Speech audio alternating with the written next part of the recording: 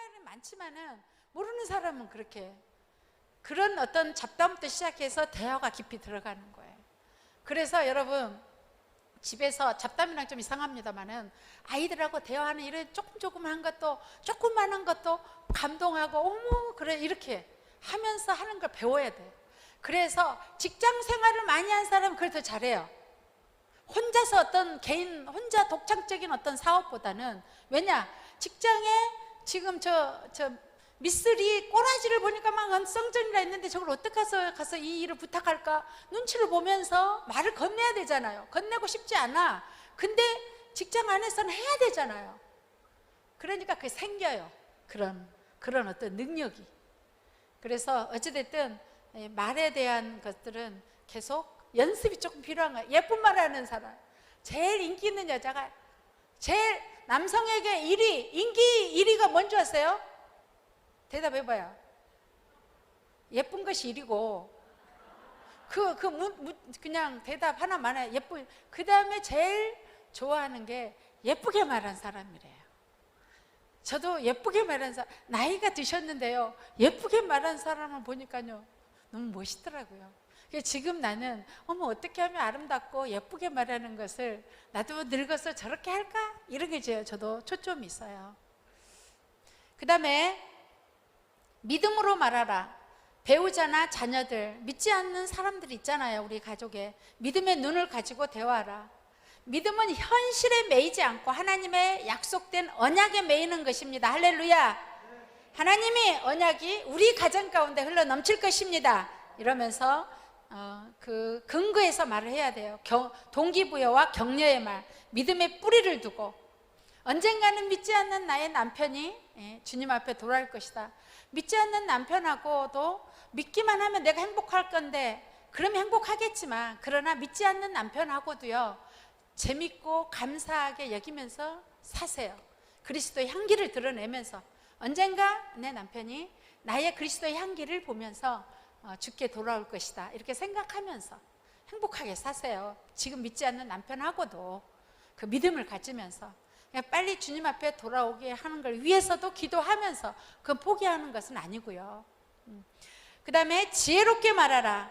잠언 14장 다 계속 읽겠습니다. 시작. 지혜로운 여인은 자기 집을 세우되 미련한 여인은 자기 손으로 그것을 하느니라. 내 입의 말로 내가 얽혔으며 내 입의 말로 인하여 잡히게 되었느니라. 미련한 자의 어리석은 것을 따라 대답하지 말라. 두렵건대 너도 그와 같을까 하노라. 지혜로운 말이란 무엇인가? 봐보세요. 여호와를 경외하는 자에게 지혜가 오고, 여호와를 경외하면 지혜가 오죠. 말씀대로 행하면 지혜의 말이 와요. 여호와를 경외하면 지혜가 오고, 말씀대로 실제 실천의 삶을 하면 지혜의 말을 할 수가 있어요. 좀 다릅니다. 아시겠죠? 내가 여호와를 경외해서 지혜가 생겼는데 그걸 말씀을 삶 가운데 실천하지 않으면 지혜의 말이 안 나와요. 하루아침에 생긴 것도 아니고. 그래, 지혜로운 말은 어떤 말이냐? 제목만 읽겠습니다. 유순한 말, 상대방의 이야기를 잘 경청하는 말. 여러분 나중에 말씀 읽으세요. 제가 제목만 읽겠습니다. 그 다음에 때에 맞는 말, 세우고 격려하고 위로 동기부여하는 말. 성령님이 터치해야죠.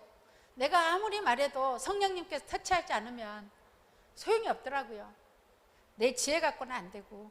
믿음의 말, 잔소리가 아닌 절제된 말, 다툼이 아닌 유순한 말, 사무적이지 않는 정의 있는 말, 상대방과 똑같이 대항하지 않는 말, 진실하고 선한 말, 성령의 인도함을 받는 말, 허물을 덮어주는 말, 말이 너무 많지 않은 적당한 말, 말씀에 근거한 말, 다른 사람에게 대해 흉보지 않는 말.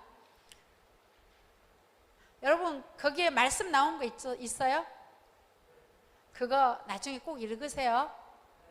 여러분은 리더이기 때문에 이때 이 말씀을 하면 좋겠다라고 혹시 상담을 가기 전에 만약에 만나러 갈 때 이걸 좀 보시고 가셔요. 그러면 여기에 이 말을 이 사람한테 필요한 건 이거다. 그럼 여기 말씀을 가지고 가시면 돼요.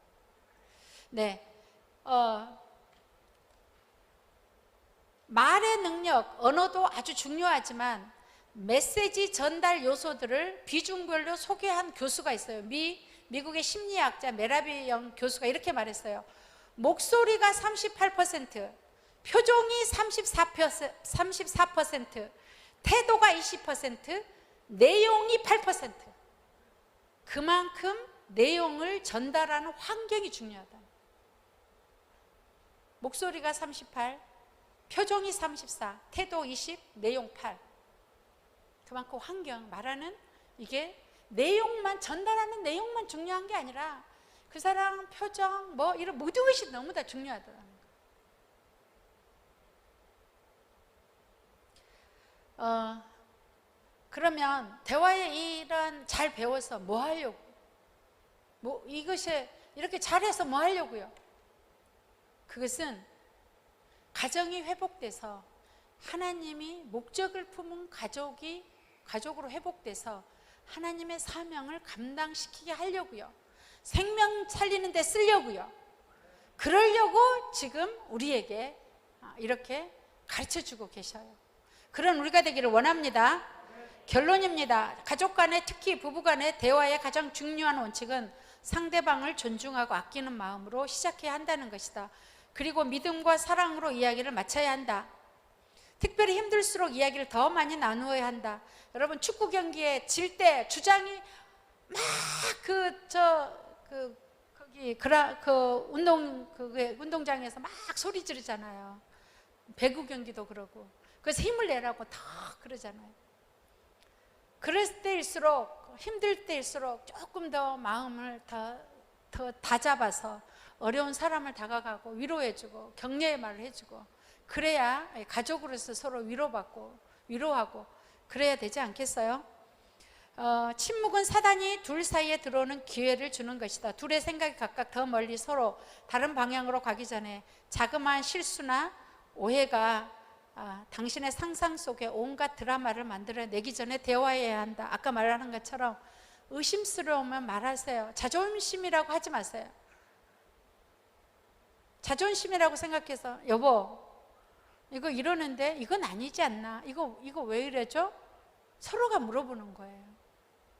의심에 대해서 해소를 하는 거죠. 뿐만 아니라 힘들수록 더 서로 신뢰하고 바라고 기대하고 위하는 태도로 말을 해야 한다. 힘들고 예민한 때는 사소한 말에도 오해가 되고 상처를 입고 고성으로 변하기 쉽다. 그래서 저는 심각한 이야기는 바로 그때 물어보고 싶지만 타이밍을 저는 좀 중요하게 여깁니다. 그리고 장소를 중요하게 여깁니다. 그래서 제가 중요한 어떤 우리 목사님들 세계 속에서 중요한 말을 하면 어느 커피숍으로 오십시오 이렇게 한다는 거예요. 좀 분위기랑 좀 괜찮은 데로 불러서 사모님이 저기서 만나자 그러면 이게 무슨 문제일까 이렇게 좀 미리 이제 생각을 하시더라고요. 근데 어찌됐든 타이밍을 잘 하셔야 돼요.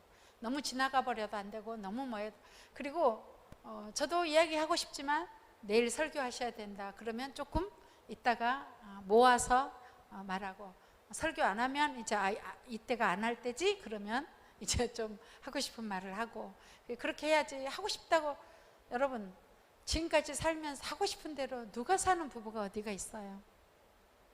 삶은 다시 한번 말씀드리지만 결혼 생활이 그렇게만 중요하냐 하면 그것도 아니고, 자식이 그렇게 이렇게 살다 보니까 하나님이 가장 중요하고요. 구원, 영생, 생명 이런 게 중요하지. 이것도 다 흘러가는 시간이에요. 그러니까 여러분 어렵더라도 이 시기를 잘 극복하고 사세요. 그래서 내 나이 되어 보니 이렇게 말할 수 있는 거예요. 여러분이 얼마나 지금 경제적으로도 어렵겠습니까만, 그러나 이것도 지나갑니다. 우리가 인생에 살다 보면 정말 인생이 중요한 게 뭔가 그렇게 알게 되는 것입니다. 네,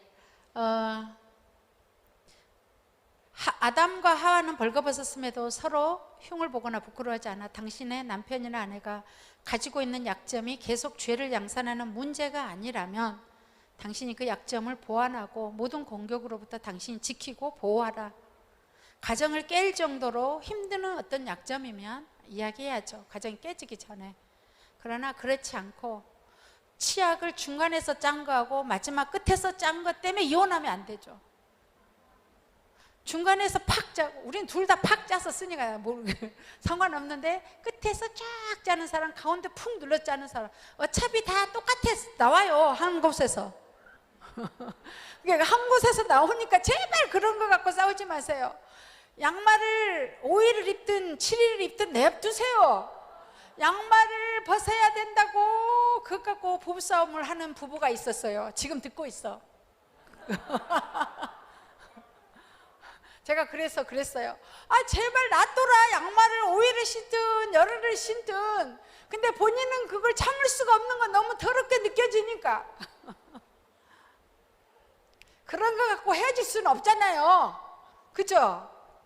제발 좀 그런 것은 좀, 아, 그래 여보, 이게 가운데 짜면은 좀 불편해, 끝에서 짜면 좀 좋지 않을까, 서로가 조심해야 되고, 그러려니 하고 사세요.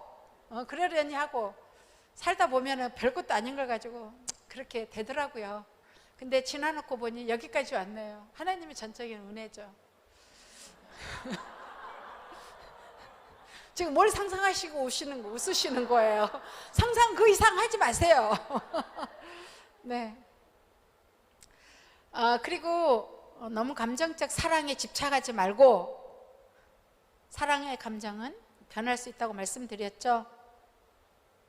배우자와 우정을 날마다 키우라. 3년은 사랑이고 3년 이후는 우정으로. 뿐만 아니라 어떤 의심의 요소도 키우지 말라. 그런 행동도 하지 마세요.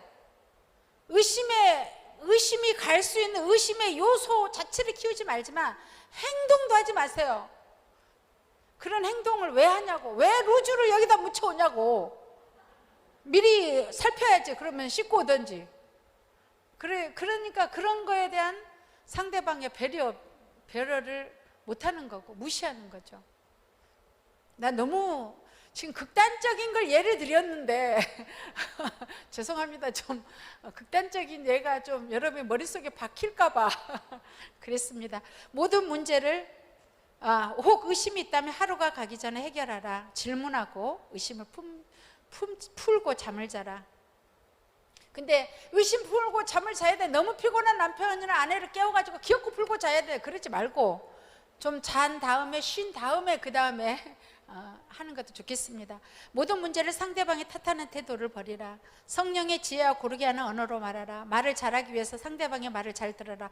말하러 가기 전에 상대방이 무엇을 말하는지, 무엇이 문제인지, 무엇 때문에 분노하고 아파하고 괴로워하는지를 잘 들어라. 여러분, 효과적인 의사소통을 위해서 기억할 것은, 가족을 대하는 행동은 성경이 기준이에요. 성경. 매뉴얼이 성경이에요. 그걸 잊지 마세요. 그래서 남을 내가 대접받고 싶으면 그렇게 대접하세요. 다시 말씀드립니다. 내가 그렇게 존중받고 싶으면 존중하고, 그런 언어를 듣고 싶으면 여러분이 그렇게 하셔요. 그것이 바로 우리의 매뉴얼입니다. 제가 마지막 간단한 찬양인데 축복의 통로 찬양하고 간단히 기도하고 10분 쉬었다가 다음 강의로 하도록 하겠습니다. 저의 강의가 5과를 했는데 정말 여러분, 저는 이 강의를 준비하면서 제가 너무나 은혜가 됐고 또 여러분들에게 좋은 동기부여가 됐으면 하는 바람입니다. 여러분의 가정이 어떤 가정이냐, 축복의 통로예요. 하나님의 복을 드러내는 찬양하겠습니다. 당신은 하나님의 언약 안에 있는 축복의 통로, 당신을 통하여서 열방이 주께 돌아오게 되리. 당신은 하나님의 언약 안에 있는 축복의 통로,